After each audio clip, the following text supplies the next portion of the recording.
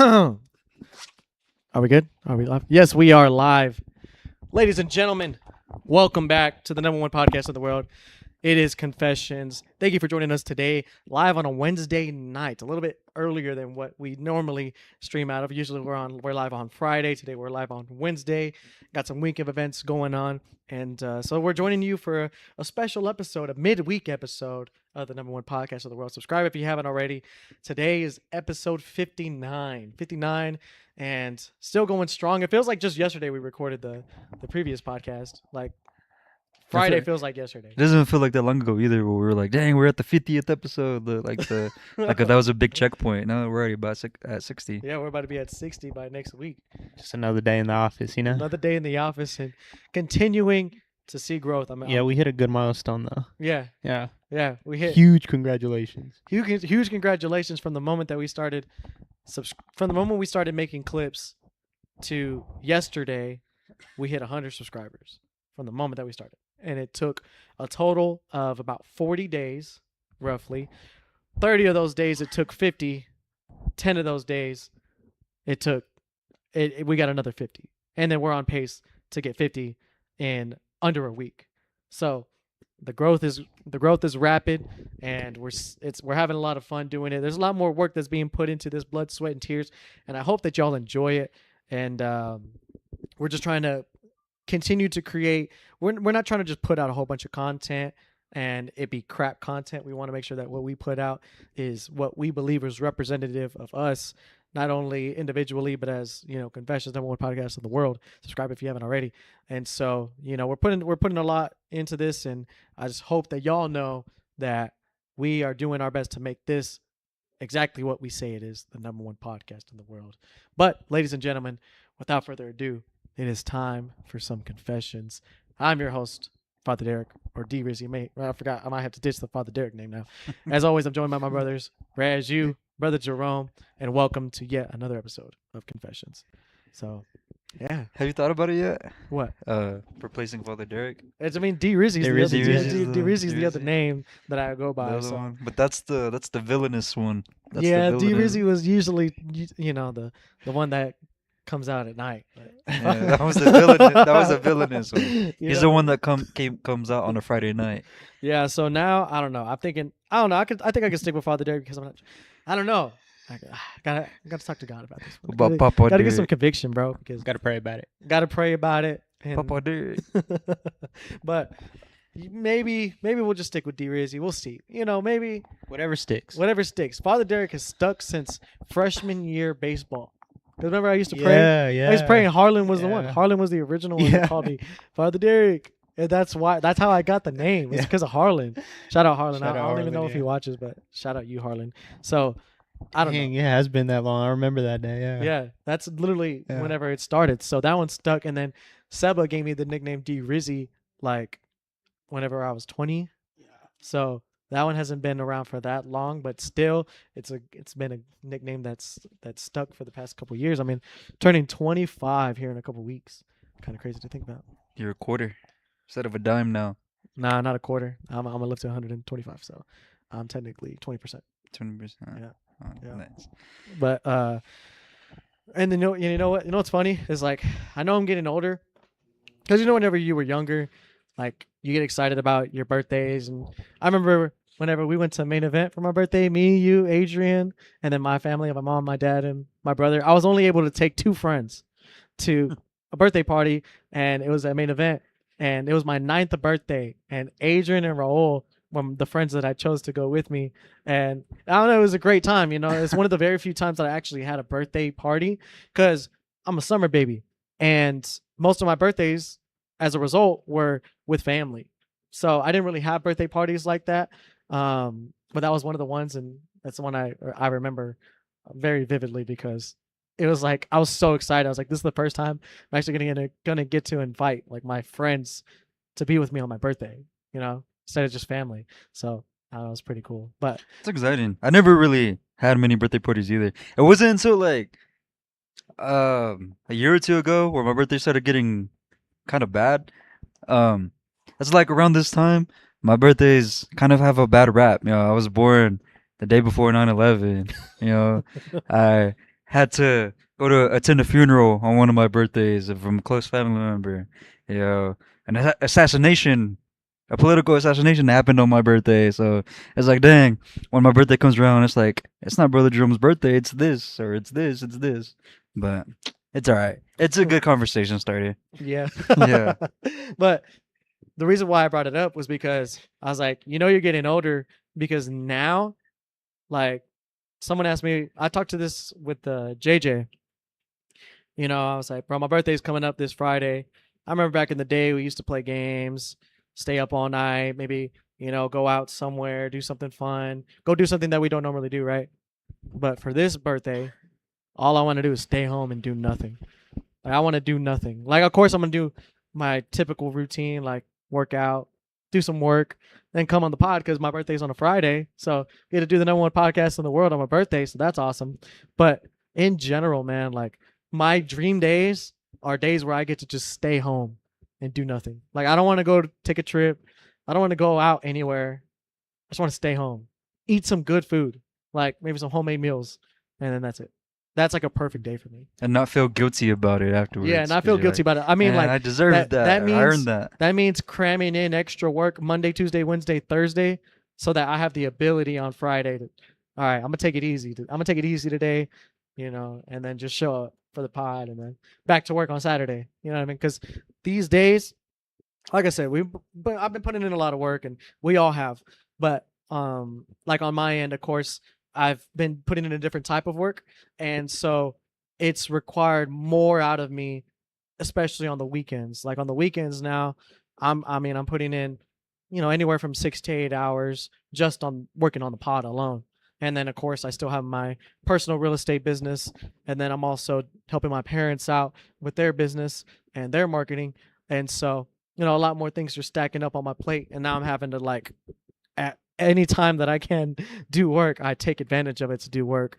And I was considering taking a very short vacation this weekend, a quick trip just to go and come.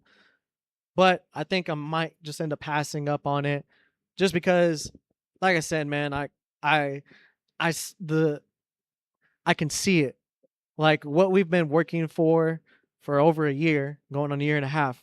What we've been working for that long, like I see it in sight. And because I see it now on it, I'm chasing after it. Like I'm doing anything I can to help us get to that goal.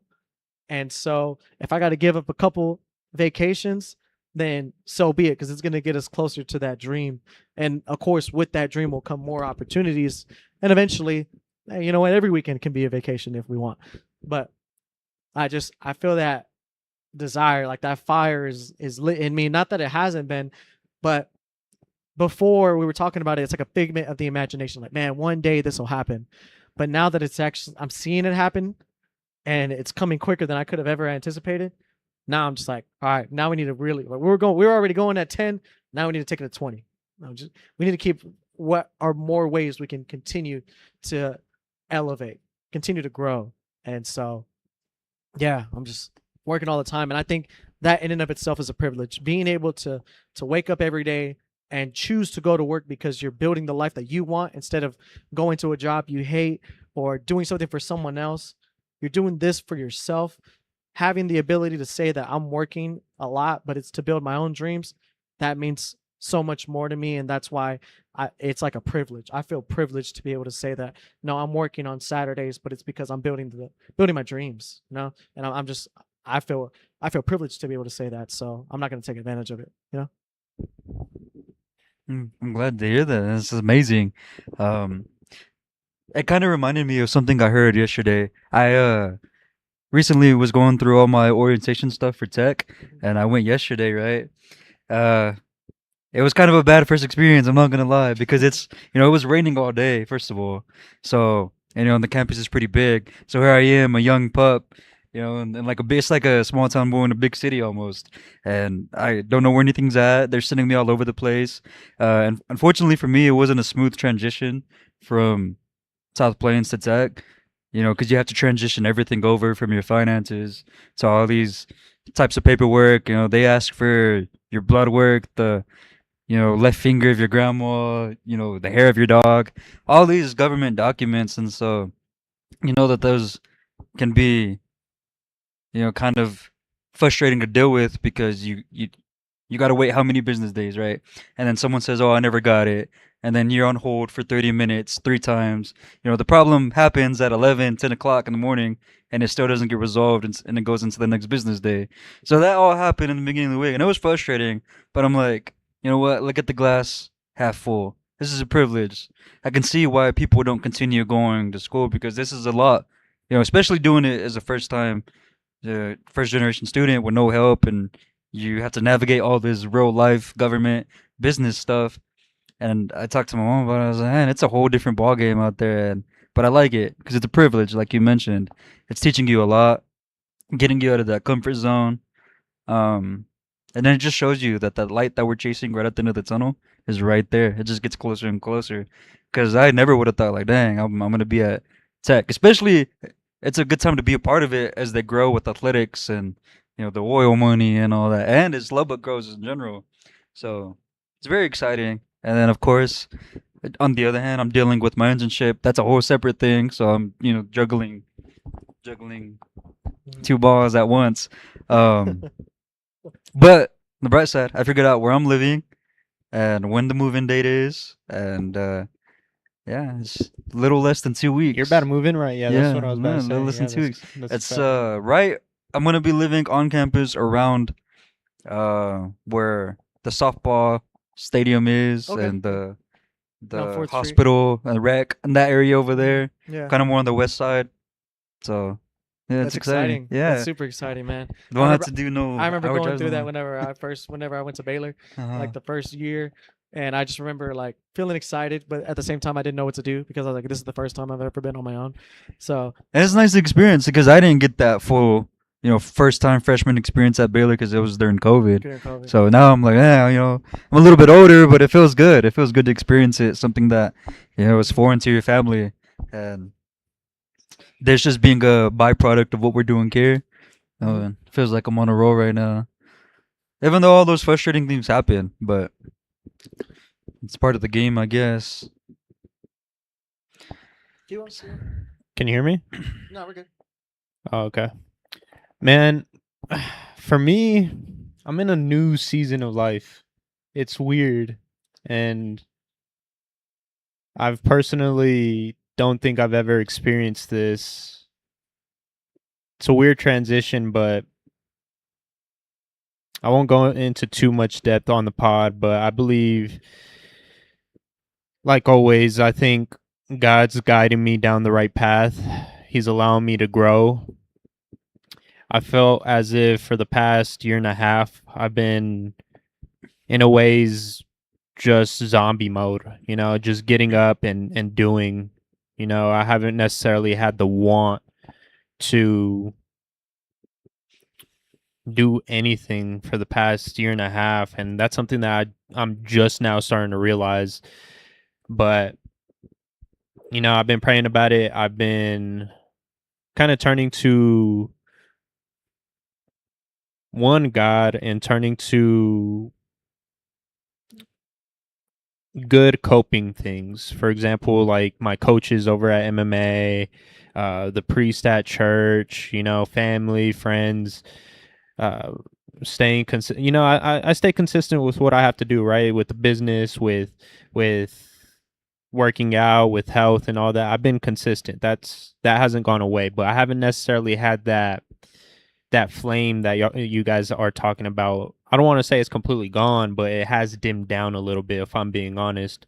So it's an interesting season that I'm passing by, and I've never experienced this before, which is weird. But something that my priest had told me when I went and talked to him, he mentioned, you got to remember that God's never going to lead you to destruction. He's never going to lead you down the wrong path. Of course, things may have not gone according to plan, according to the way that you wanted it to go. But God has a greater purpose for everything. You got to just confide in him, continue to have faith, and continue to do what you have to do. And, I've mentioned multiple times before, and I think we can all relate to this, that we always feel like we need to do more. We can do more. We need to strive for more, right? And my problem was running into the question, well, what is more like? I have been pretty disciplined, but like, how can I do better? So I ran into that problem, and slowly but surely, I feel as if lately I'm being able to just live in the moment, kind of let go and let God. I that's it may sound corny, but soul searching. I feel as if I'm in that current season of my life, and I'm just giving it up to God and allowing Him to take the wheel, and we'll just fuck around and find out. You're like in a monk phase right now? Are you Yeah, heading I've into been a very monk phase? quiet. Like, I don't know. I just been very too, like reserved with energy. Reserved with energy. And yeah, that's like I said, just soul searching. Yeah. I think that it's important because I understand exactly what you mean. I think I had reached a certain point where, I was working, we were doing the pod, and it just kind of became habit. It's just part of the cycle. Just get in, get out, kind of like the gym. You know what I mean? Yeah, but I think we have to go through those moments, and I think those moments show us that how much we really want to do this thing, right? Because as I mentioned before, it's a privilege to be able to say that you're working towards something that you want to work towards. But if it becomes more like a chore and you start to lose your love for it, well, then I think at that point, it's like, well, what am I doing this for, anyways? I really don't like this. And so I think during those dull moments, it allows us to evaluate, like, okay, what are my actual motives? Like, what am I chasing? Like, I'm putting in all this work, and I've made progress, I've made growth, but what am I doing it for if it's not bringing me any fulfillment, if it's not bringing me any peace? Like, if I still go home and I'm like, it's just another day, instead of finding joy in what you're doing. And so I think with those moments, though, God will eventually give us, for example, like I mentioned, a breakthrough. A breakthrough finally happened, and then it just kind of reignites that interest, that flame, and it reminds us of, okay, this is why I was doing this in the first place. Yeah. And that's a piece of advice that I did receive. They mentioned when you're going through that time where you're just consistently taking L's, it's very difficult. It takes a hit on your morale, right? But I want you to notice something. You're never tired when you're losing. Like, for example, in a fight, when you're winning the fight, you're not tired. When you're whooping someone's butt, like you don't get tired. So the advice that I received was keep going. Keep going. Have faith, keep going. And similar to what you said, that win's going to come through. That win's going to come through, and then you're going to notice. Yeah, it's like we've said in the past, all the time, the energy, and the effort that you're putting into this thing, it's not disappearing. It's not fading into the ether, as we've learned by I don't know which law of thermodynamics it is, but energy cannot be created nor destroyed. It's transferred, which means that all of this energy that we're putting into this, it's going somewhere. It's got to stick. It's going to come around eventually. We just, maybe it won't manifest the way that we think, but it's going to go somewhere. So it's just a matter of chipping away and just keep throwing it. Wait till something sticks. Wait till something sticks. And then once it does and it starts painting the picture starts getting a little bit more clear. It's like, oh, okay, this is where my hard work, this is what my energy's been working towards. But you won't know unless you continue to just take a hack at it. Continue to keep showing up every day.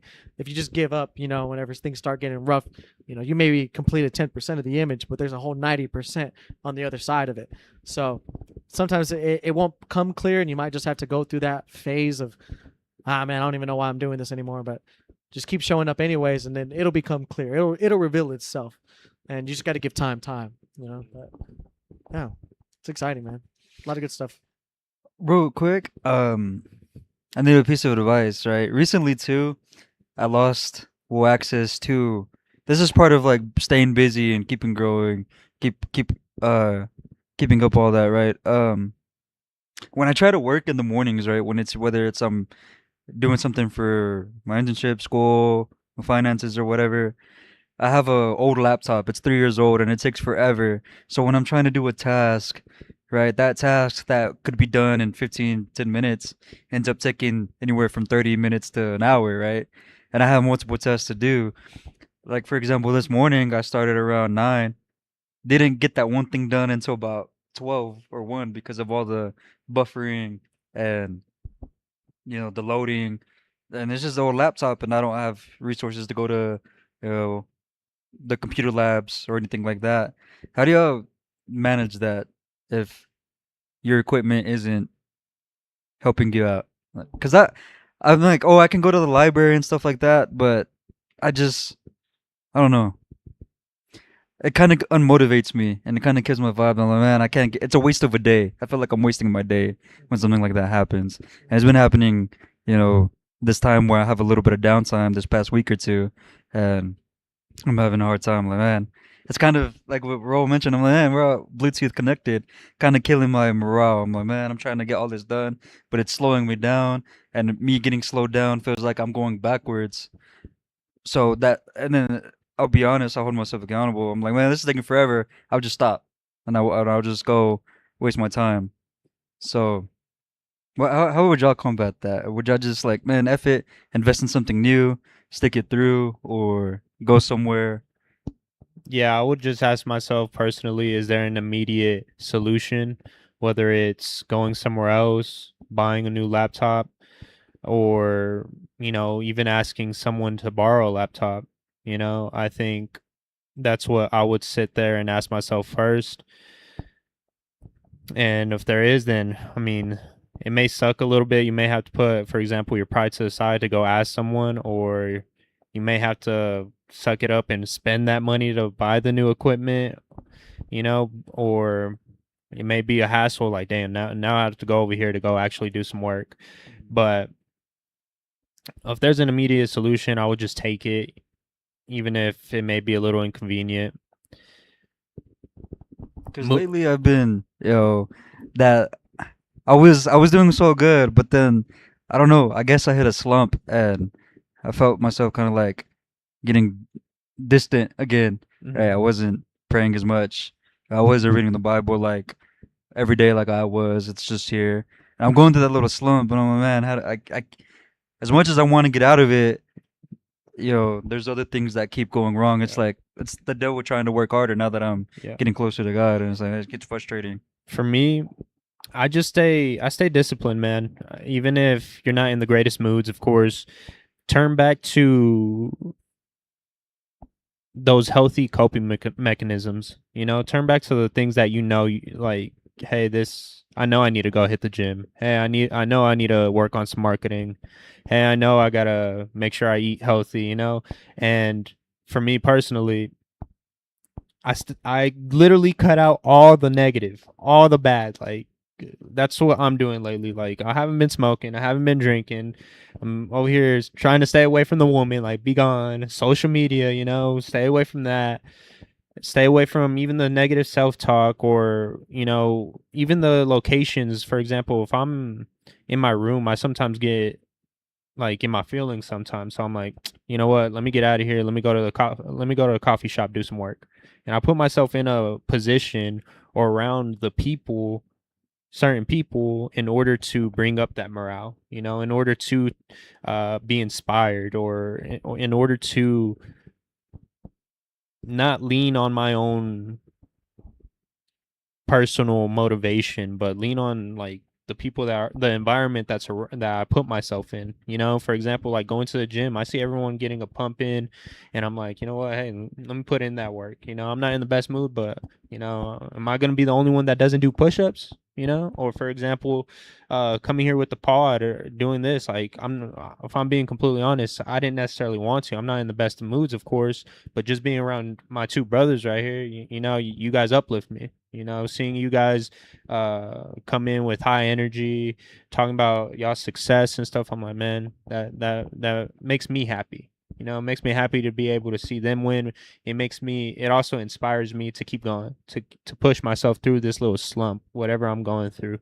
Or, you know, going back to the gym, MMA gym, you know, being around people I haven't seen in a little while, you know, like seeing them do better, like that makes me happy, brings me joy, and it just makes me want to do better and get to work on myself. But if you go to the negative things, for example, like you stay bed rotting, well, shoot, of course you're going to be in a negative mindset. Of course you're going to be angry, sad, or whatever it may be. Or you turn to the drugs, the alcohol. Well, no duh. Of course, look how you're coping, bro. You're coping negatively, so that negativity is going to continue. You know, so that's what I personally do if there's not an immediate situation or solution. Yeah, and I can definitely relate to that. I think there's always we can all relate to those days whenever things don't feel right. But for example, sometimes I just will not want to go to the gym, but then I'll go anyways, and then it ends up being a good day. Because you know what, even though I didn't want to go, at least I stayed disciplined. I went to go, push myself. I put in a lot of effort, and I made myself at least a little bit better. And that in and of itself is something to be proud of. And I think back to what I heard. It's funny enough, Andrew Tate, I remember him saying this. He's like, I want you to do two things every single day. I want you to work very hard, and I want you to be proud of yourself. Because you being able to show up every single day and work hard, do your best, regardless of the outcome. It's not about whether or not you hit a home run on the first one, you make $1 million, you convert the sale. It's about the effort that you put in, because it's hard enough to put yourself out there. It's hard enough to show up every day, even whenever you don't feel like it, even whenever it seems like the world is coming against you. But the fact that you showed up and you did your best, that earns being proud of yourself. And it's harder because, we've mentioned it, we're our harshest critics. I'm sure a lot of the audience can relate. So it's a little bit hard to kind of take that perspective of, I should be proud of myself. But when you think about how far you've come, when you think about where you were, last month, when you think about where you were a year ago, 2 years ago, compared to where you're at now, the growth is undeniable. To where, you know what, maybe I've been a little bit too hard on myself. You know what I mean?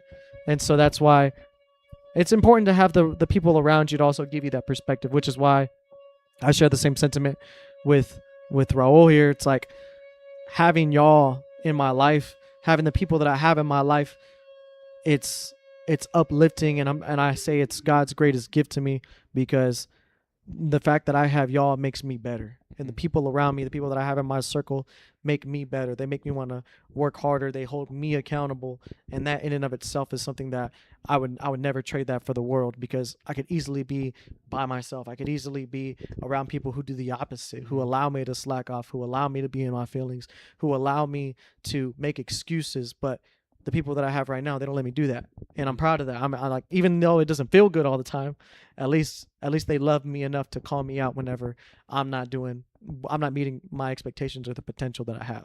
And the saddest thing is watching someone you love waste away their potential. There's nothing that's more devastating than that, because I know that you're made for so much more. You deserve to feel proud of yourself, and sometimes life is difficult, but those moments, they just fortify you, they build you, and whenever you come on the other side of it, you're going to be like, man, I'm even stronger than I was before. Yeah. And I want to touch base on a little point that you pointed out, is reminding yourself that you have grown up a lot.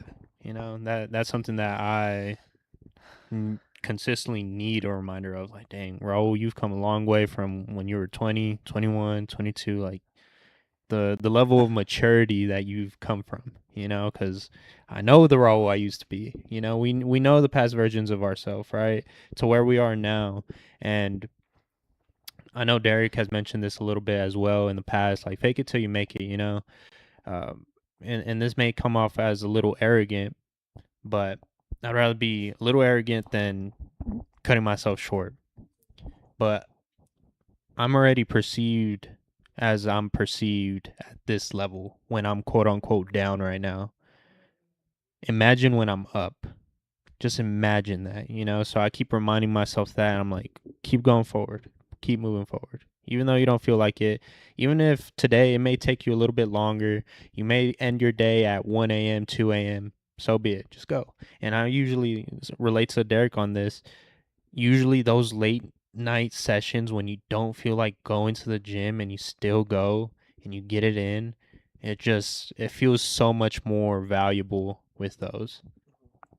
But as far as the equipment goes, if my laptop were to die, I had to get a brand new one. Or you can There- ask Reggie. I can ask Ray as you, but shoot, bro, because actually I had this experience where my last laptop died on me.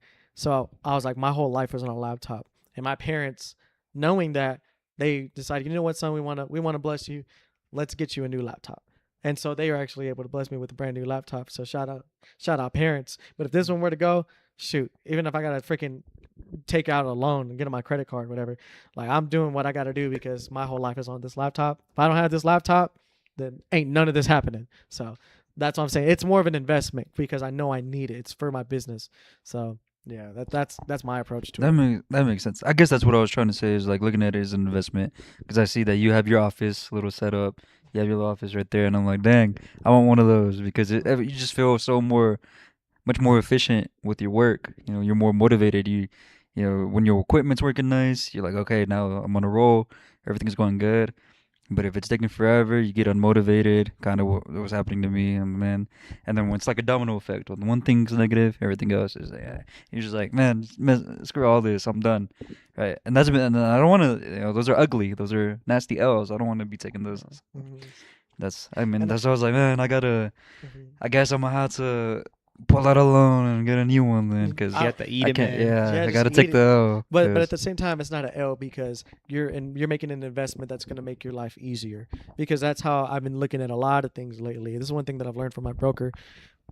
Most recently is you spend a lot of your time doing things that you could easily be streamlining. You can find other ways to do it that makes it quicker for you so that you can spend your time doing something that's actually more productive, that brings you more of a return on investment. Sure, could I save money by downloading the video every single week, going putting it into Premiere Pro, making clips manually, doing that? Sure, I could do that. It's a waste of my time. I don't have time to be doing all that. If I can find a process that's going to streamline it, by all means, I'm willing to invest into it because it gives me my time back.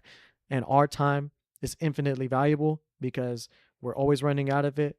You never know whenever you're going to be completely out of it, and you can't make more of it. So that in and of itself makes it infinitely valuable. So if you have something that you can make that investment, sure, it might hurt a little bit, but if you can make that investment, man, it's all worth it if it means that you're going to get more time on your hands to do things that are actually more productive, that will actually give you more of a return. Because yeah, that's one thing I've been tired of wasting my time on things. So if I gotta make that investment, so be it. It'll make it worth it once I have it. Like now that I have this new clipping platform, I'm like, oh my gosh, this is way better than what I this had. is crazy. It's like now instead of spending hours making 3 clips, now you're gonna make 5, bro. Yeah, Much, and I guess that's a good way to look at it. Yeah, clip that. That was a good piece of advice because that pretty much sums up like the whole concept of what I was trying to say. And those answers were really great. But it's just kind of like, man, having to invest. It's like using your last $20 on something you need, so you'll be taking even more L's for a while after you do it though. It's a short-term inconvenience for a good return on investment in the long run. Yeah, like right now you're spending 30 minutes to an hour just waiting for one thing to load, when you can just wait horrible. a second on a new laptop and then boom, you knock it out even quicker. I guess that's what was frustrating and making me feel like, negative with my emotions was wasting all this time just waiting. exactly. Whenever like I would just be waiting, doing something bad then, Yeah, and honestly, I know this laptop it don't got much life in it. It doesn't got much life. It's a piece of crap. That's what I was about to mention. I was like, aren't you better need Bro, a new it's a one? piece of crap. I'm just waiting for the moment that it dies so that I can get myself a new one. But I'm taking every single ounce of life from this thing, and then once it's done, then I'm like, all right, on to the next one. I gotta upgrade, Yeah. and I want to build myself a PC eventually, and so that's on the list. That's on the bucket list for this year is to build my PC. Eventually, get a brand new laptop. So We can do that together because I've been thinking about that too. That's part of the reason why I haven't put the trigger yet. Because when we move in together, I want to make part of my room a little office area for, you know, Yeah, for work. for work. For Mhm. if I was have about to help mention that clip or- too. I already have that PC, so I was like, once we move in together, we can actually use it because I haven't been using it. Yeah, yeah. There's a lot of things that we could do that'll help out, and just there's The so army's much. coming 'Cause there's so together. much, bro. There's so much work, like literally, and all the work is freaking cloud based. So it's my lifeline. I need it. I can't not have it, and so it's just I can't do my work without it. So I need it. But Stay in tune for the future of Confessions. We're fixing to have 3 offices all working. all man. working on I'm everything. working on everything. It's Yeah, gonna be Bro, crazy. that's what I'm genuinely looking forward to. Coming together and we're just gonna be all locked in, grinding and growing, bro. Hey man, I can on the Clip Pro that I got on the Opus Clip Pro that I got, I can invite 2 team members on so that we can all tackle clips. And now instead of posting 3 a day, we can post freaking 6 a day, 10 a day, 9. Bro, 10, we yeah. can go as far, bro. Just posting clips. But then that means we have to create that many clip-worthy moments in this podcast. Facts. So that just motivates us to do even a better job. But without further ado, I think it's about time we get into the reading. We spent a lot of time on that, and Yeah, a lot of updates and a lot of updates. A lot of keeping them confessions. confessions. A lot of confessions. Subscribe. Subscribe if you haven't already. That was good. Clip it. But all right, so we are in Genesis chapter 15. We might end up just reading 2 like how we did last time because they're pretty short. Like I said, they're more of a narrative as opposed to like a straight out lesson. So I think it's my turn. Yeah, we're going this way, right? Yeah. Yeah, it's your turn. Bow your heads. Thank you, God, for today. Thank you for all the opportunities that you continue to bless us with. And thank you for the good days and the bad days, and for the times that we struggle to see the light at the end of the tunnel, because we know that those days are what builds us and fortifies us and helps us grow our faith that much more. I thank you, God, for these men to my left and to the audience that's watching and supporting us. I pray over them. I pray that they continue to have favor and blessings over their life. And I pray that as they continue to grow their relationship with you, that their faith will grow and that they'll be able to get more answers and guidance on whatever they might be going through. Just thank you, God, for this opportunity. We appreciate you. We love you. Bless this podcast. In Jesus' name we pray. Amen. Amen. All right. Genesis 15 for the audience. Abram promised a son.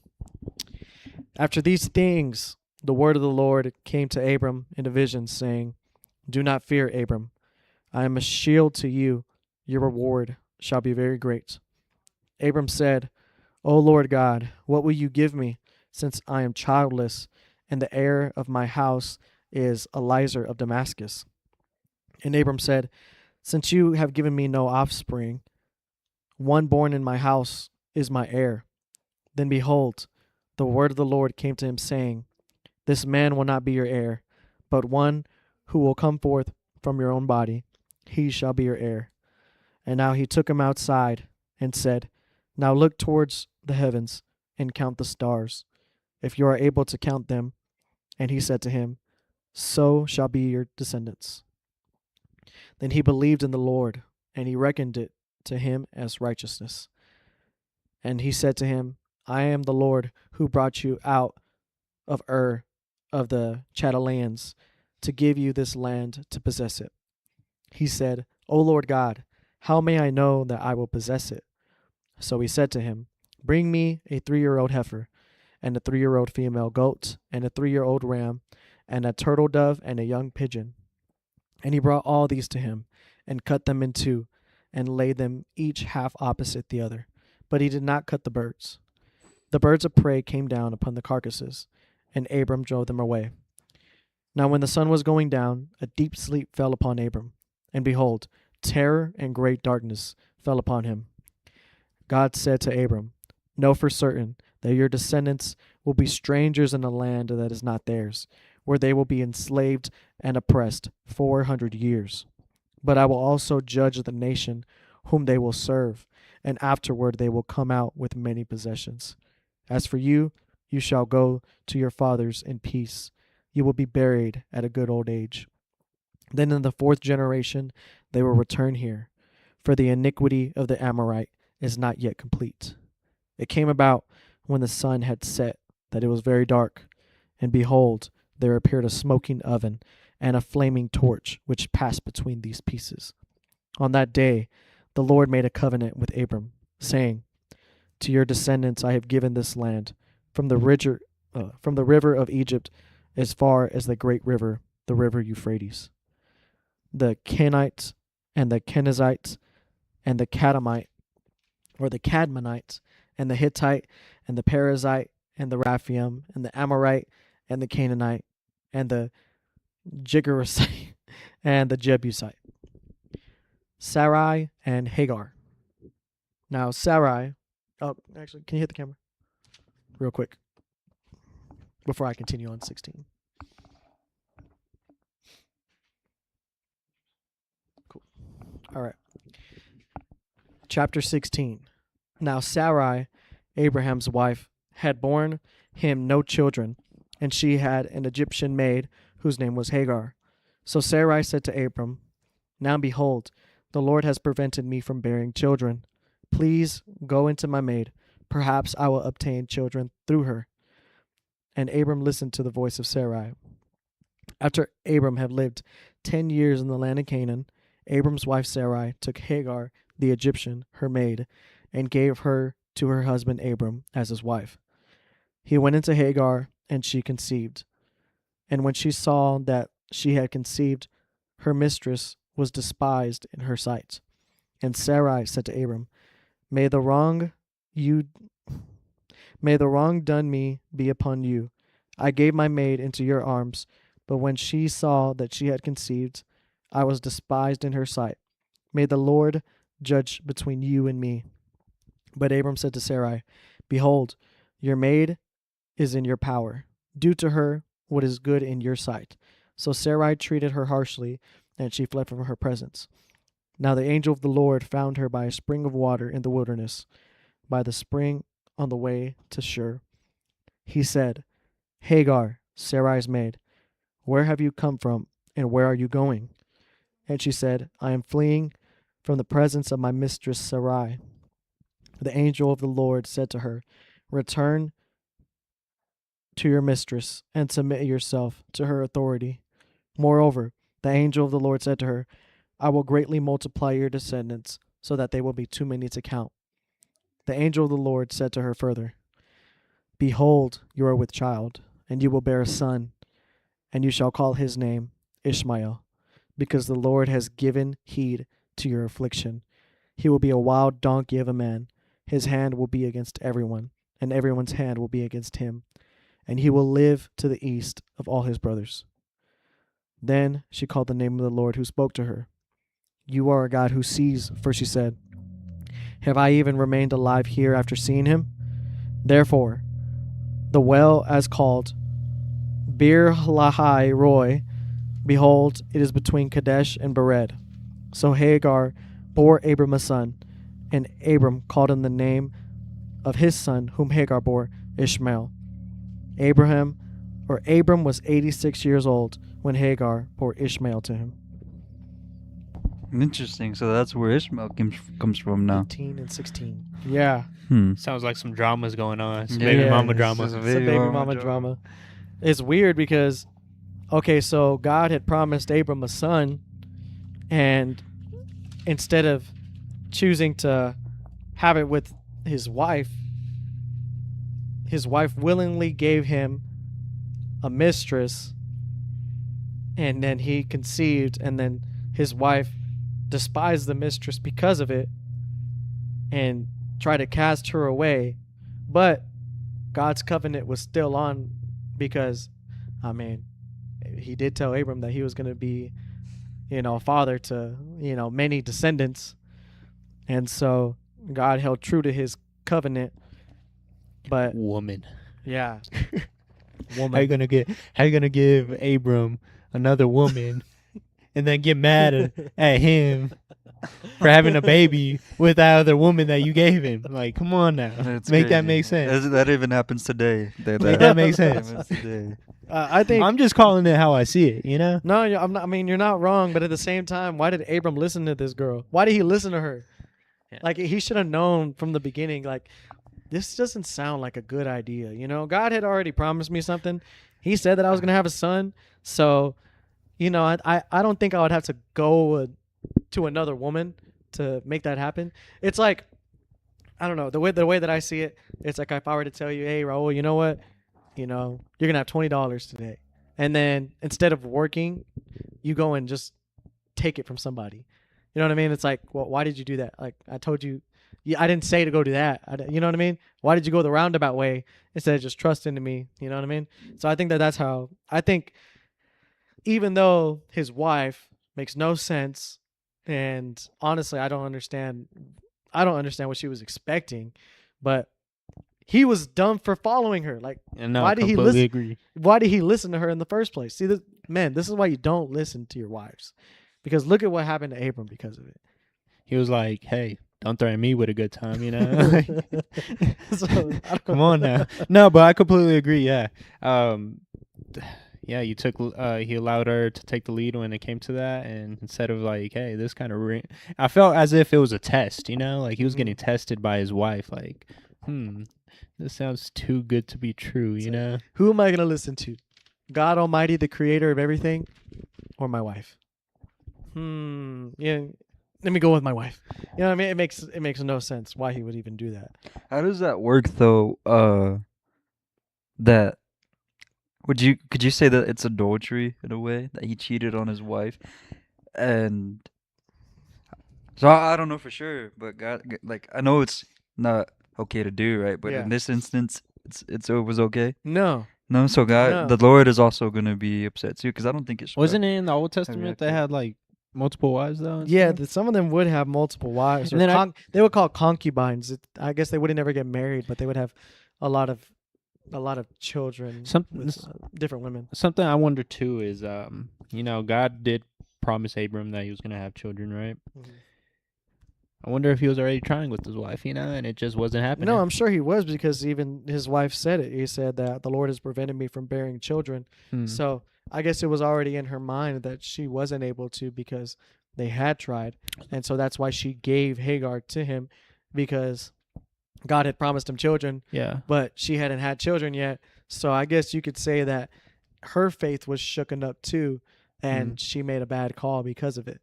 And Abram, being a dumb man, I guess, just okay, you know what I mean, just dumb.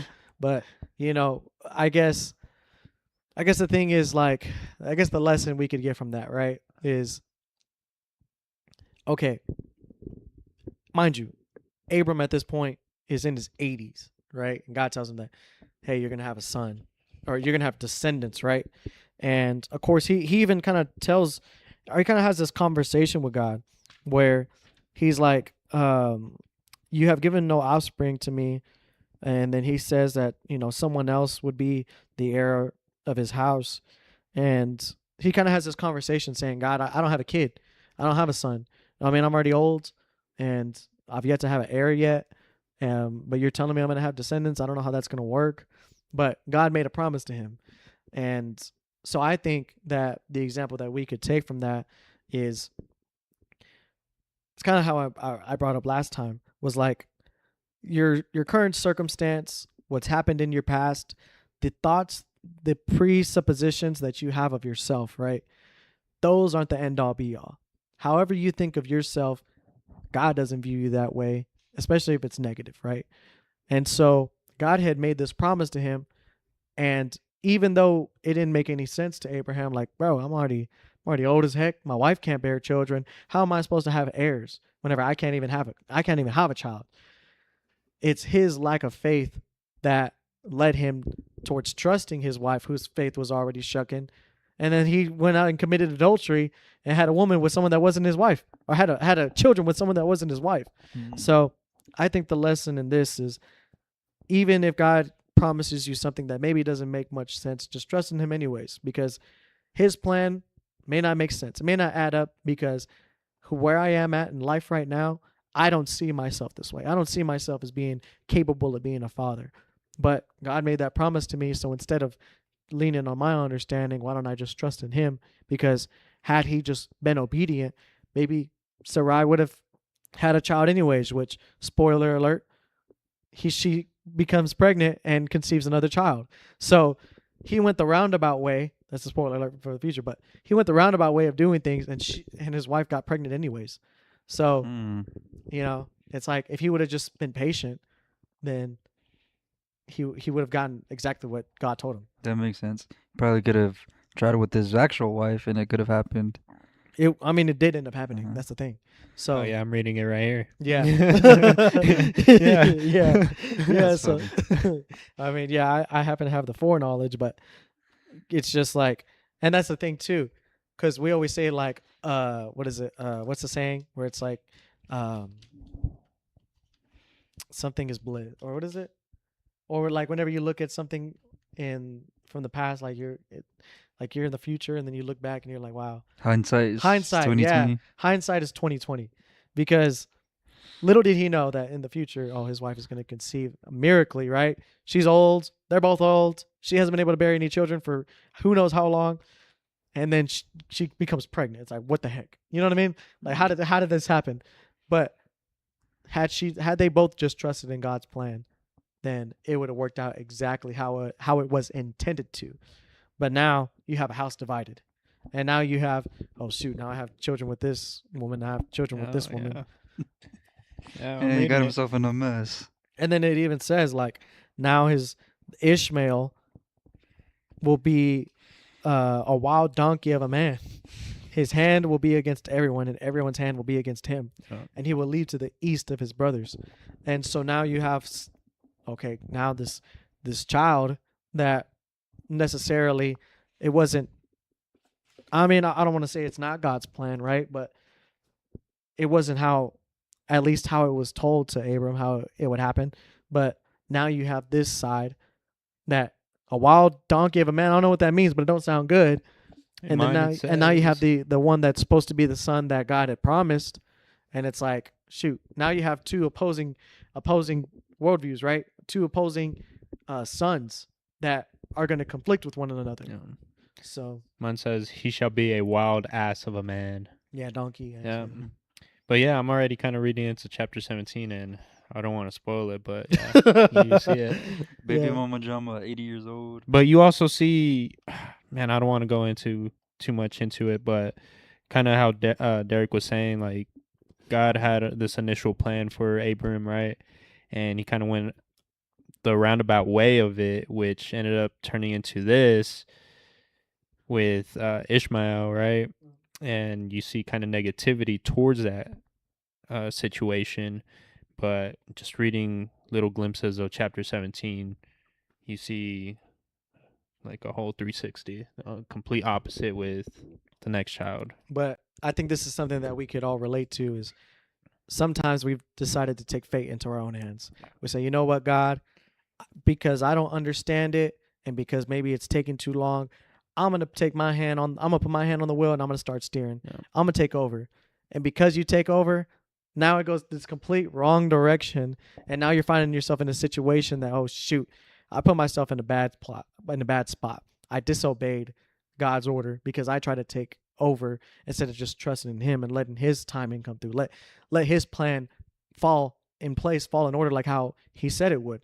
It's not our job to try to play God and take things into our own hands, but we do it. We do it all the time.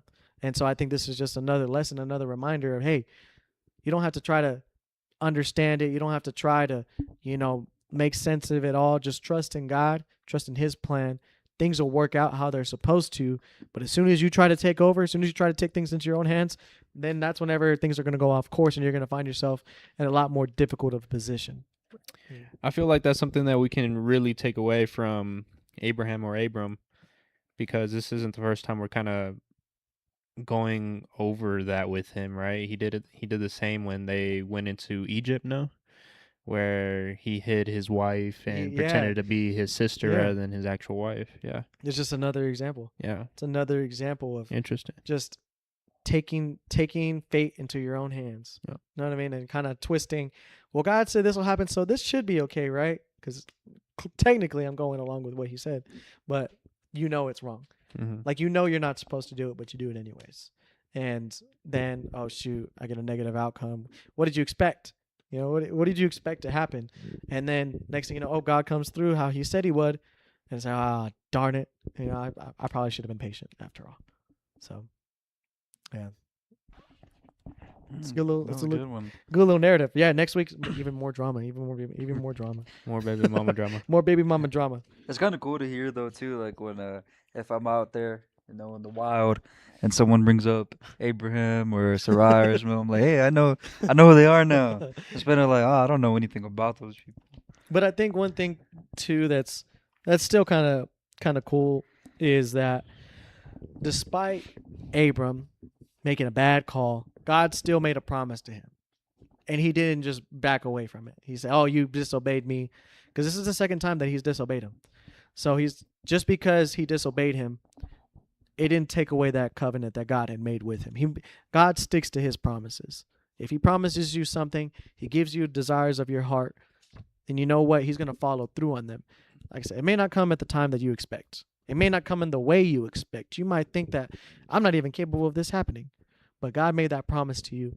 He's going to follow through on it. Even though you might have messed up, even though you might have went the roundabout way, try to take things into your own hands, God's proving here with Abram that, you know what, even if you did disobey, even if you went against what I told you, you know what, I made a promise, I'm still going to follow through on it. I'm not the one that didn't follow through. You're the one that, went against what I said.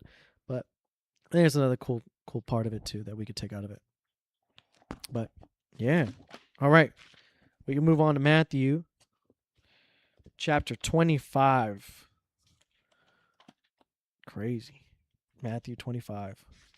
We're getting closer and closer. We're getting closer and closer. We got 1, 2, It's coming up.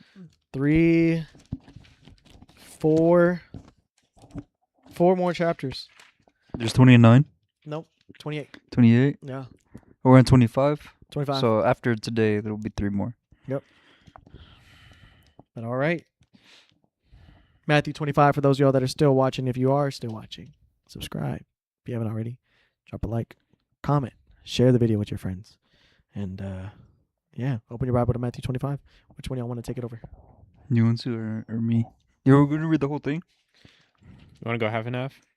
We can go half and half. All right, yeah, we could do that. I'll start at the sheep and goats. You want to start off? Okay. Just let me know when to stop. Yeah, I don't know where to stop, but I'll start. Mm-hmm. The parable of the 10 bridesmaids. Then the kingdom of heaven will be like this. 10 bridesmaids took their lamps and went to meet the bridegroom. 5 of them were foolish, and 5 were wise. When the foolish took their lamps, they took no oil with them. But the wise took flasks of oil with their lamps. As the bridegroom was delayed, all of them became drowsy and slept. But at midnight there was a shout, "Look, here is a bridegroom. Come out to him." Then all those bridesmaids got up and trimmed their lamps. Then the foolish said to the wise, "Give us some of your oil, for our lamps are going out." But the wise replied, "No, there will not be enough for you and for us. You had better go to the dealer and buy some for yourselves." And while they went to buy it, the bridegroom came, and those who were ready went with him into the wedding banquet, and the door was shut. Later the other bridesmaids came also, saying, "Lord, Lord, open to us." But he replied, "Truly I tell you, I do not know you. Keep awake, therefore, for you know neither the day nor the hour." The parable of the talents. For it is as if a man going on a journey summoned his slaves and entrusted his property to them. To one he gave 5 talents, to another 2, to another 1, to each according to his ability. Then he went away. The one who had received the 5 talents went off at once and traded with them and made 5 more talents. In the same way, the one who had 2 talents made 2 more talents. But the one who had received the 1 talent went off and dug a hole in the ground and hid his master's money. After a long time, the master of those slaves came and settled accounts with them. Then the one who had received the 5 talents came forward, bringing 5 more talents, saying, Master, you handed over to me 5 talents. See, I have made 5 more talents.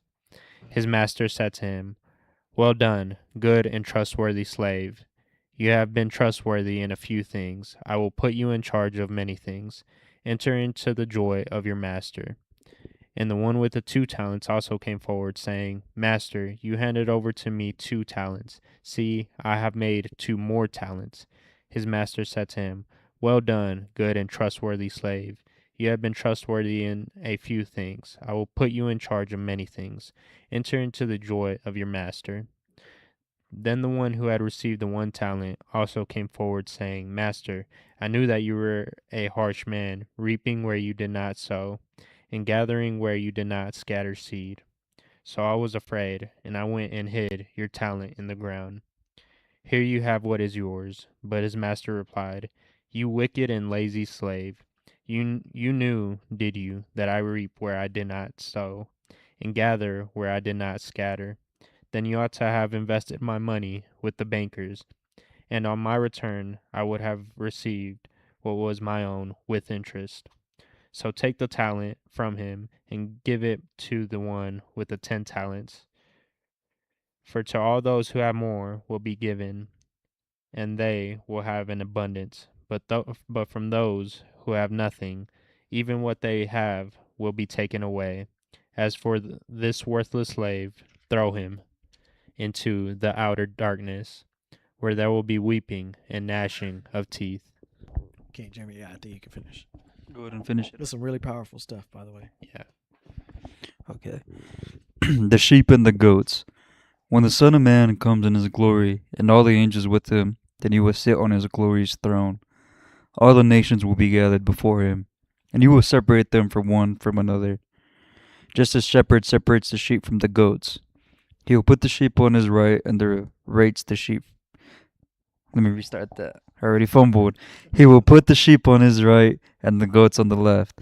Then the king will say to those on his right, Come, you who are blessed by the Father, inherit the kingdom prepared for you from the foundation of the world. For I was hungry, and you gave me something to eat. I was thirsty, you gave me something to drink. I was a stranger, and you took me in. I was naked, and you clothed me. I was sick, and you took care of me. I was in prison, and you visited me. Then the righteous will answer him, Lord, when did we see you hungry and feed you, or thirsty and give you something to drink?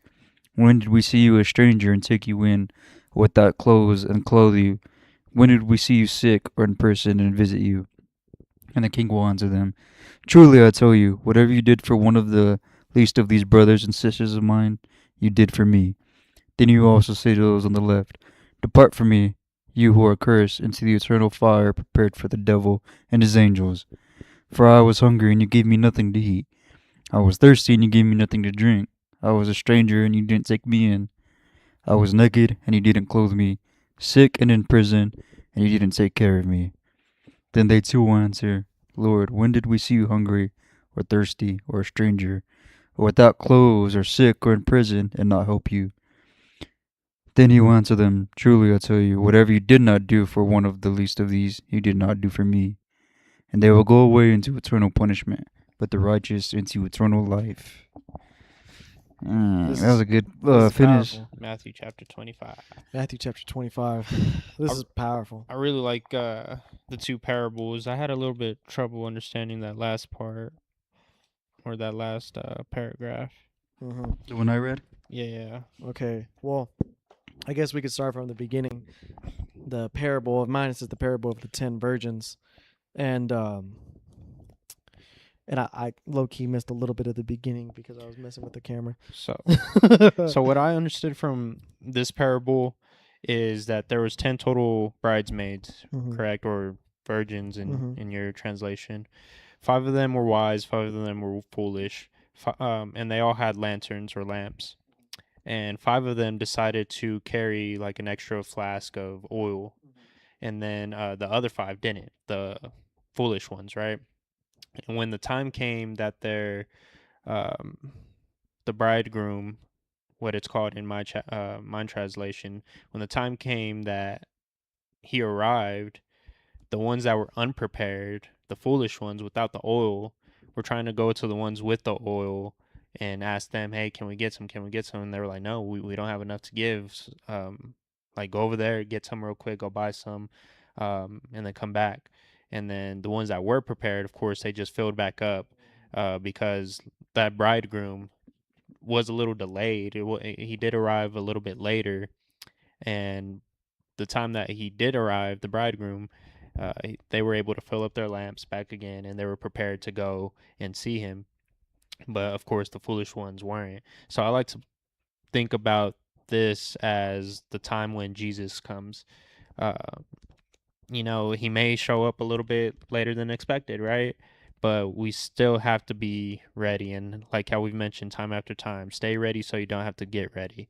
And we can't be like the foolish bridesmaids where we're not carrying any sort of oil. We're not prepared for when the bridegroom does arrive. And we can't be, what's a good word? We can't be unprepared to where when he does arrive, we're like, oh, wait, let me go ahead and go get ready then. So by the time he does arrive, we have to be ready and prepared to receive him. Absolutely. Okay, I understand. And reading it over, listening to your summary, yeah. I think one thing that we can, something that pops up often is whenever Jesus, he describes himself as the bridegroom and we're the bride. Like, whenever Jesus talks about how men should treat their wives, he's like, treat your wives, love your wives as Jesus loved the church. And so he typically, describes himself as a bridegroom or as the bridegroom, and we're the bride. The church is the bride, and so that's a good way to be able to tell exactly what he's talking about here. But I think the most powerful part is at the very end. Whenever the after the he came and he arrived, and the prudent bridesmaids were with him because they were prepared. And of course, later on, now here's the lazy ones that waited and got lazy, and they just you know went their own way to go get the oil. And then by the time they came back, they were like, Lord, Lord, open for us. But then he answered, truly I say to you, I do not know you. Be on alert then, for you do not know the day nor the hour. And yeah, I think it's just it's another great example of just staying ready, so that you don't have to get ready, because you don't want to be the one that gets left out, because then he'll tell you, truly I say to you, I don't know you. And I think that's one of our biggest fears. I think we've said this plenty of times, where we want to be able to be greeted at the gates of heaven like, my son, I know you. You know what I mean? Good, like, you did good, you did well. This kind of gets a little worrisome too, because it's just what I talked about. Going through a little slump. They happen. What if you were to come during one of those little slumps? It's like, man, it's like I kind of related to going to the bathroom or going to get more popcorn, and then you miss like the best part of the movie, right? It's like I was there. You got your first in line, got your ticket, everything. You've been doing good, and then you go through a little slump, and then that's like missing the best part of the movie. That's the only part that kind of gets a little worrisome, because man, I'm doing really good, but if I slip up once, it's pretty much like all it takes to just fall back down. Well, yes and no. I think what Jesus tells them, right, as the bridegroom, what he says to them is, truly I say to you, I do not know you. And so that indicates relationship, right? And so as a follower of Christ, once you give your life to Jesus, that salvation cannot be undone. Once saved, always saved. Not because of you, but because Jesus paid the eternal price. His sacrifice was sufficient enough to cover all of my debt. And I recently heard this. Actually, this was a comment on one of the clips that we made, and I had said that I was a sinner, and the person that commented said, no, you're not a sinner, not no more. As soon as you got redeemed, you no longer became a sinner, you became sinless, because God with his sacrifice, he fills you with grace. And because of his grace, he makes you perfect. He makes you enough. So we are no longer identifying with sinners, because that means that what Jesus did was for naught. That means it didn't mean anything, didn't have any power over it. Because if we still identify with that group, then we're pretty much saying, well, your sacrifice wasn't enough to cover for me. You dying for me didn't do it. Yeah. It wasn't enough. If it can be undone as something as fickle as having a bad week, then that's not salvation. So salvation is covered entirely as soon as you accept Jesus Christ as your Lord and Savior, and accept the fact that he died for your sins. Now you're covered for life, because you built that relationship with him. Because giving your life to him isn't just you waking up one day, I'm just gonna give my life to God. You know what I mean? That's not how it works, right? I mean, it can, but you build that relationship with him. You come close, you get to learn who he is, and because you learn of this sacrifice that he did, now you're like, I'm eternally in debt. Let me give my life to you. I'm gonna lay my life to you. That indicates relationship. But in this case, he says, truly, I do not know you, to the people, to the non-prudent, to the lazy bridesmaids. So in that case, they never gave their life to God, because he doesn't even know them. They never built that relationship. So as you're covered with the blood of Christ now, today, forever. Your salvation's covered. So you don't got to worry about that. But this is a warning towards those people who maybe they've heard of him, but they haven't given their life to him. That's what this warning is for. What's crazy is that I actually had a conversation about this exact same thing, I think a week ago. Shout out to my nephew Aiden. But he was explaining to us, because similar to Derek, I emphasize, no, I'm a sinner, man. And, I think we can all relate to this, where we run into that time and place or moment in our lives where we don't feel worthy of receiving God's grace. But the moment that we did accept him as our Lord and Savior, we went from being sinners to being righteous, to being saved and justified. Justified, yeah. And don't get it wrong, it doesn't mean to go fuck off and just do whatever, right? But exactly how Derek mentioned, the moment that he died on the cross for us, he paid our debt. He made us righteous. And for us to go and continue and say that we're sinners, that we're not worthy, is to say that him dying on the cross is not worth the same amount of our sins. And that's incorrect. That's wrong. Jesus Christ paid the ultimate price by sacrificing himself and by getting crucified. And that's what's crazy. I literally had this conversation about a week ago. It's crazy. Literally. And shout out to Aiden, but he was over here fighting for that. He was like, no, like, yeah, technically as humans, we are sinners, but because Jesus Christ passed away and died on that cross, we became righteous.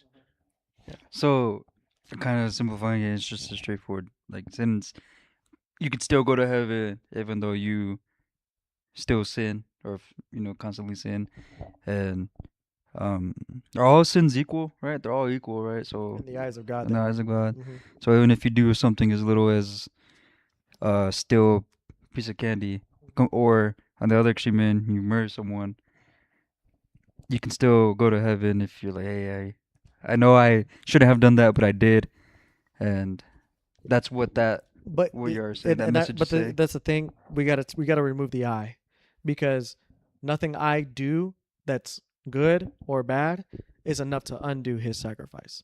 It's not enough to undo it. So that's what I mean by it's not us who gives us salvation. None of our works. Imagine, even if we live the rest of our lives never committing another sin, right, which is impossible. Mm-hmm. Even if we did that, it's still the same for the person who still struggles with their humanity but still tries to live in obedience to God. It's it's seen the same way. And so, but just because you are saved doesn't mean that you should go and sin you're going to do whatever you want. And if that's the case, then I would question, okay, are you truly saved? Like, did you really give your life to Christ if you're still living life every single day, however you want? Because this right here, like I said, this indicates relationship. This indicates knowing you, right? So if he never got to know you, then were you ever truly saved? And that's not me saying that his price wasn't sufficient enough, but did you truly accept it? Did you truly accept that gift? That's why it's called the good news, because it's a gift that you didn't deserve it, but you accept it whenever you accept him into your life. how my nephew described it, it's God, and then it's us down here, and then Jesus came down in the middle like a filter, like a lens. So when God looks at us, He looks at us through the lens of Jesus Christ to us, and once we do accept Him as our Lord and Savior, right, that's when He falls in between us to God, and exactly how Derek's mentioning, it doesn't go and justify that we can go do fuck all. Like, no, you have to, uh, you have to respect that relationship. You know, you have to participate in that relationship. You can't just not be nurturing to it, and it be a one-sided relationship. It doesn't work that way. And funny enough, this is exactly what he talks about in the next two parables with the talents. Now, Mhm. the talents, this parable right here is talking about he gave each of his slaves a certain amount of talents, which talents could be, it's not 100% set in stone as far as what it was worth, but you could imagine it was worth a lot, like a lot of money if you were to kind of equate it to dollars, right? A Bitcoin. But the point of it was he gave talents to each slave, and each slave either they replicated it, they traded it, made it something or whatever, or or one of them just buried it. Now, what is he trying to say here, right? So Jesus, that's good. Jesus gave these people talents, and in our case, you could say that he gave us gifts to go out and reach people, right? Now, the 5 that he gave to the first slave, right? He went out, traded it, and made it into 10. Now, whenever Jesus comes back, now it's like, okay, look, God, what you gave with me, I turned it into more, because you gave this to me, you entrusted me with the ability to go out. And when he's talking about the talents, right? Essentially, what he's talking about is the non-believers, the people who need to be saved, who need to hear Jesus Christ, right? He gave us this talent so that we can go out and reach more people. So whenever he gave him the 5 and he went out and made another 5 out of it, Jesus saying, good job. Like you did exactly what you were supposed to. I gave you these talents for a reason. It's so that you can go and make more out of it, reach more people, reach more followers. And then the person who got the slave that got the 2, he did the same thing. Even though it was a little bit less of an impact, God still rewarded him for that, because hey, you actually went out and did exactly like you. That was the purpose of me giving you these talents. Mhm. But the person who got the 1, he buried it, and essentially, it's like, why did I even give you that? Like, I gave you the ability to go out and reach people, but what did you do with it? You kept it for yourself. You stored it away. Why? You're worthless, because our job here on earth is to spread the good news, to make more shepherd, to make more believers and disciples of Christ. But for him to give him that talent and him do nothing with it, God was offended by that. Even though you can say, well, I was just saving it, or I was just protecting it. That's not the whole point. The whole point is for you to go out and make more from it. So that's why he's like, now you'll be sent to the place into the weeping and gnashing of teeth, because you wasted the talent that God had given you. Mhm. So, And something else that I like that he mentioned to the 2 slaves that were able to go out and make more of it was, well done, good and trustworthy slave. You have been trustworthy in a few things. I will put you in charge of many things. So because he trusted them with such little, right? Now he's going to be able to trust them with more and bless them with more. And on the other hand, exactly how Derek's mentioning, with that 1 talent that he did receive, he didn't go do anything with it at all. So he can't even trust him with just the little that he did give him. So now he's gonna like, give me that shit back and hey, be gone. I thought it was going more along the lines where the one that buried it was gonna be the one that did the good thing, and the other 2 were gonna be the ones that, hey, I was just testing y'all. I wasn't for y'all to go and spend or whatever. That's where I thought it was going, but it was opposite of that. So that's interesting to see. I guess you could kind of see it too, as like he gave them like 5 disciples. Let's say that a talent is invaluable, right? And you can equate that maybe to a human life.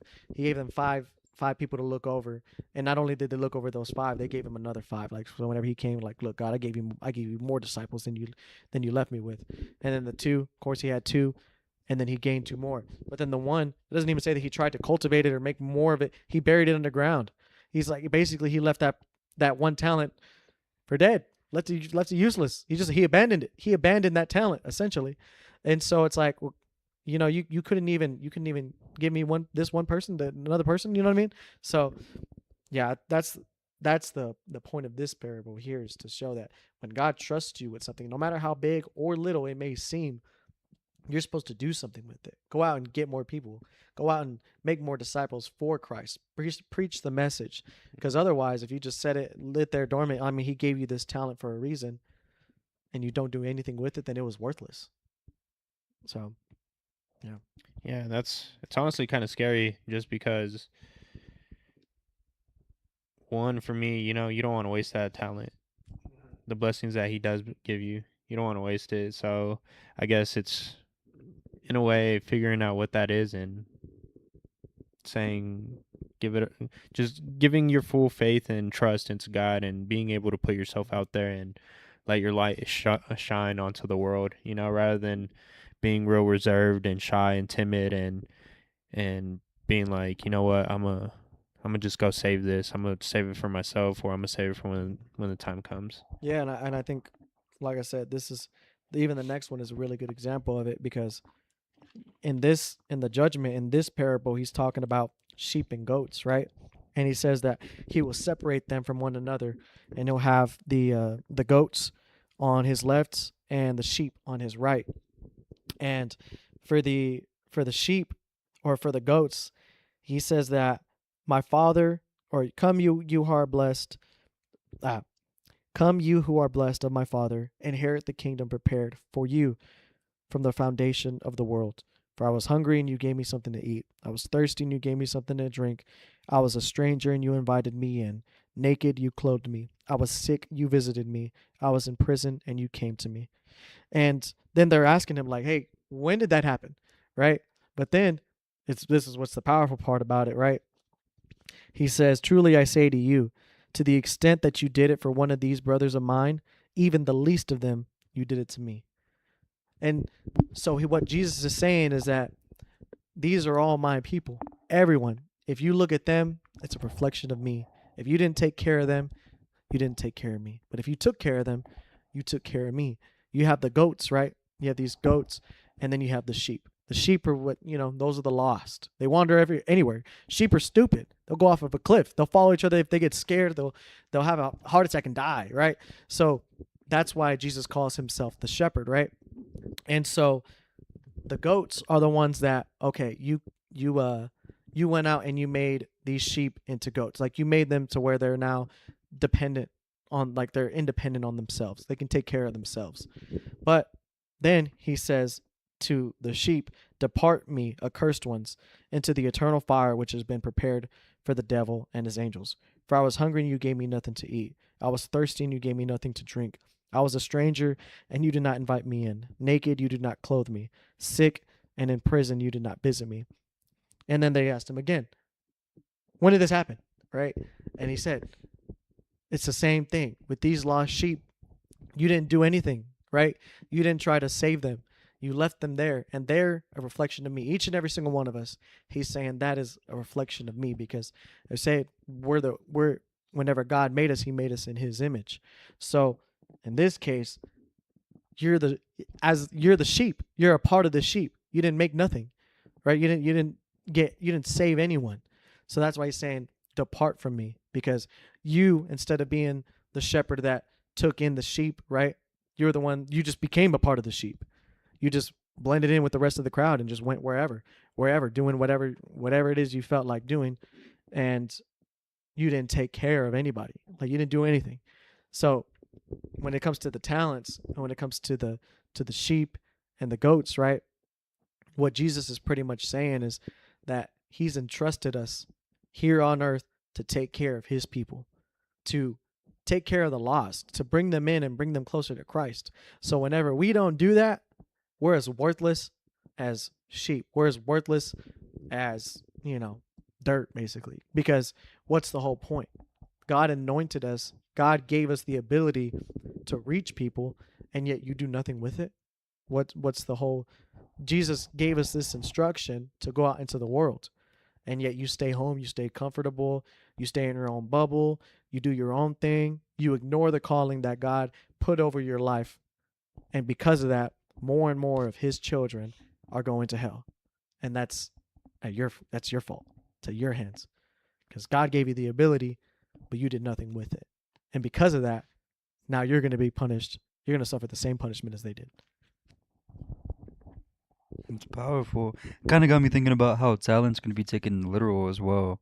Like, like a talent show type of thing where you're very talented on the tech side of content creating. You know how to do the clips, the streaming, the software, and all that, right?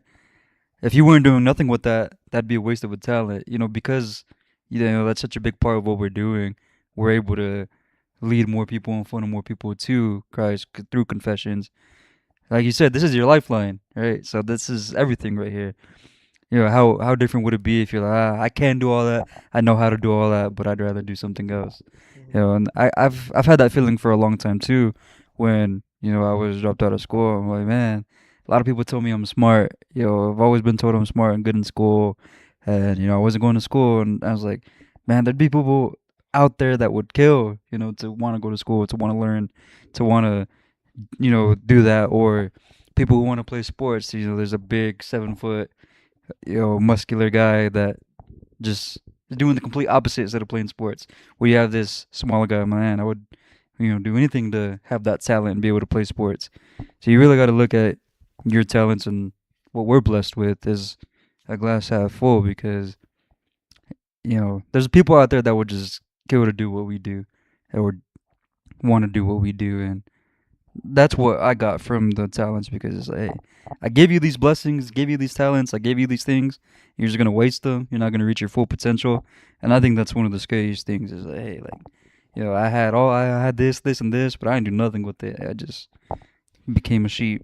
And I think that the reason isn't to glorify you, because the talents that he gave you isn't for yourself. You achieving your fullest potential is what's going to lead to you being able to reach more people and lead more people to Christ. So because you didn't achieve your fullest potential, now those people will, the people that you were supposed to touch, the people that you were supposed to reach, will either A, someone else is going to have to do it, or they'll never get the opportunity to hear Christ because you ignored the talent that he gave you. You know what I mean? It's a lot of pressure. Makes things a lot more high stakes. Like, it's really my fault.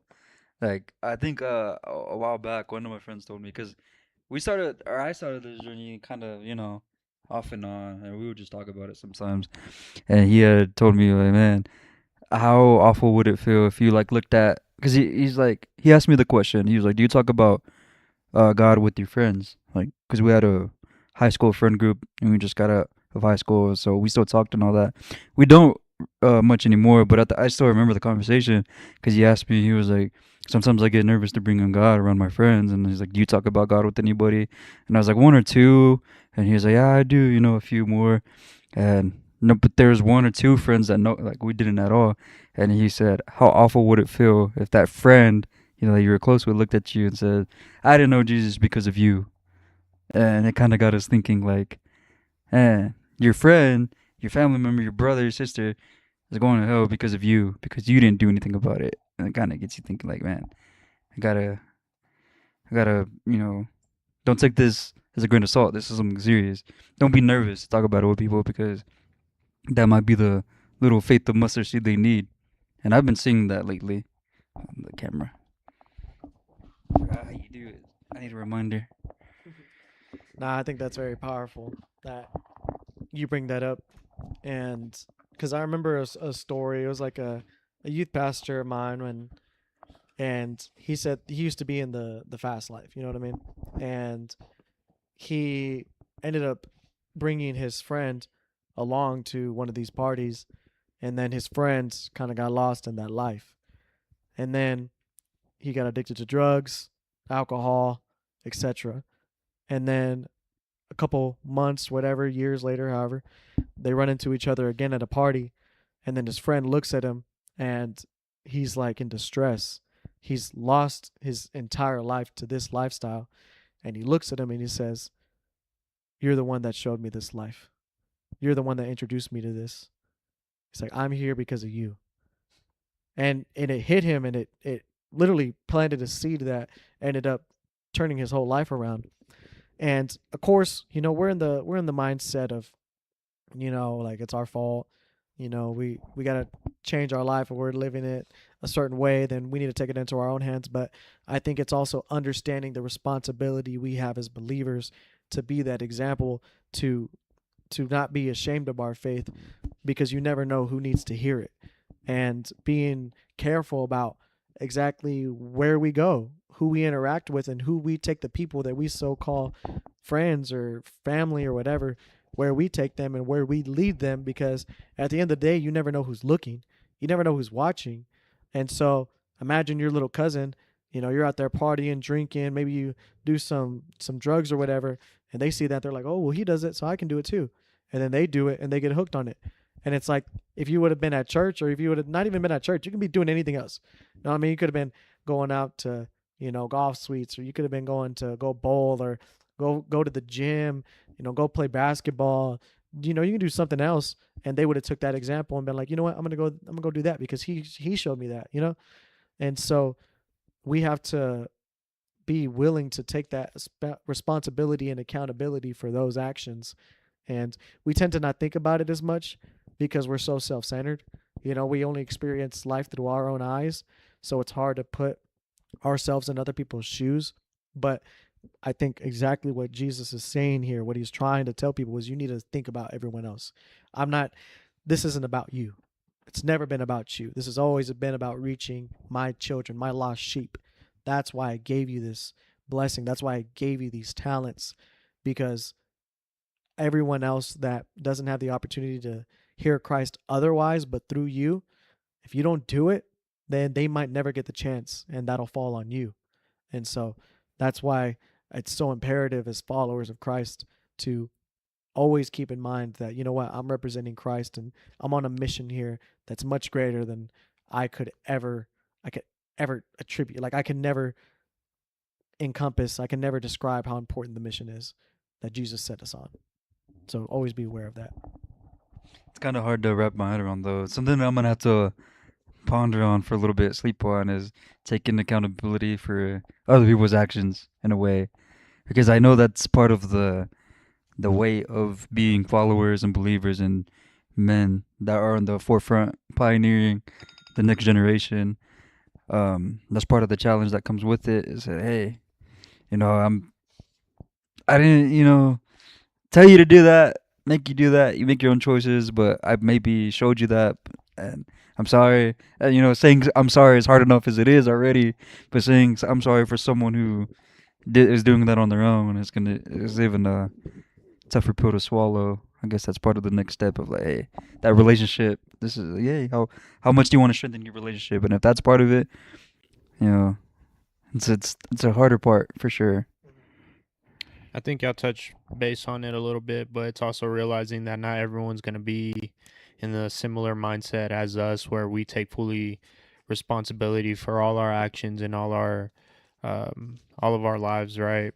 Others, they like to point the finger. Others do follow. Others don't take the lead.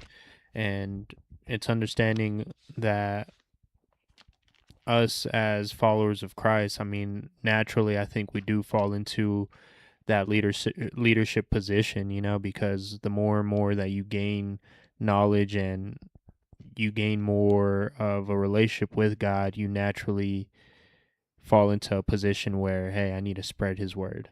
Like, I need to teach these people what they're missing out on, and you show it by your actions, the words you say, the things you do, the habits. And I mean, naturally, like I said, people, they're often followers, and it all starts with you. No, and it's a greater mission than we could ever imagine. You know what I mean?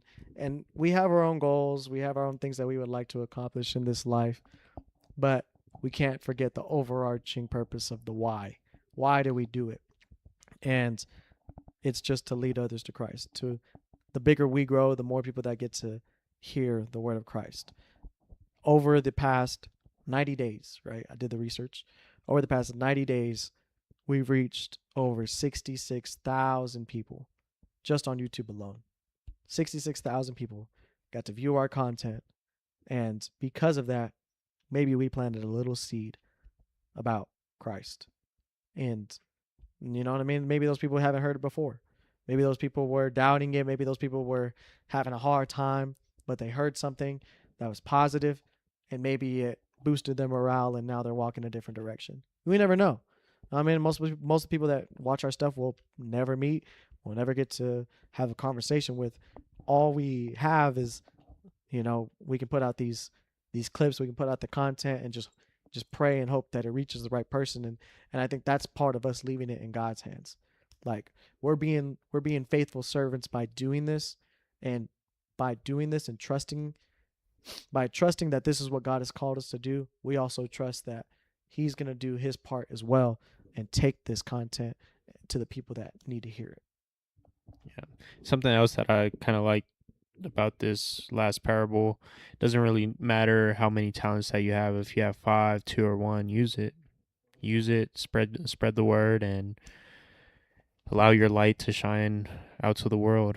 Doesn't matter how much or how little you have. Take advantage of it and use it to spread positivity. It's like we're on a mountain. All right, the first part of the mountain is a big mountain when you first start, right? And you do all this work and you get to the top, only for there to be a bigger mountain behind it that you have to climb up now. Like, man, I thought this was a lot of work going from this point to this point of the smaller mountain, right? It took a lot of work. We put a lot of effort, blood, sweat, and tears. And you get to the top, and you're like, oh, breath of fresh air. And then you look up, and there's an even bigger mountain. Like, that's kind of where I feel like we're at. Like, now we gotta. We have this point kind of often, this checkpoint kind of often, where we're doing good and say, hey, it's time to do something else. Then that starts doing good. Hey, it's time to start doing something else.